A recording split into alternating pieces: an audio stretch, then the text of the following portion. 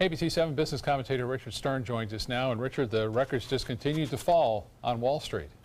Scott, you've got it exactly right. All three of the indices that we follow every day did finish higher today, but the Dow finished at a high yesterday, a record high, so any gain today was a record.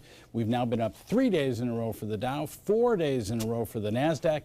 Everything seems to be working just fine, a rather small range for the day.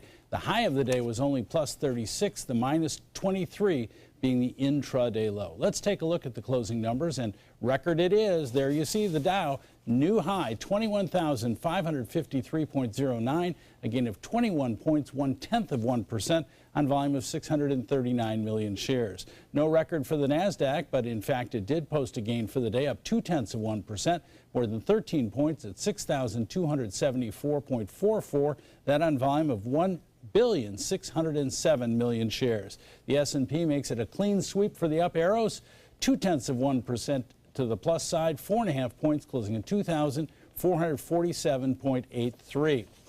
Well, here's a story that just might put a smile on your face. When's the last time you heard good news from a retailer, and a big box retailer at that? Target today came out and said its same-store sales, now these are preliminary numbers, but same-store sales for its second quarter are going to show a small, or as they said, modest increase.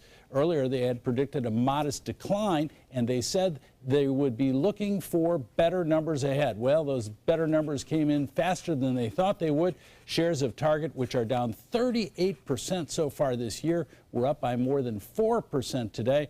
It's nice to see that some of these big box retailers are starting to figure it out.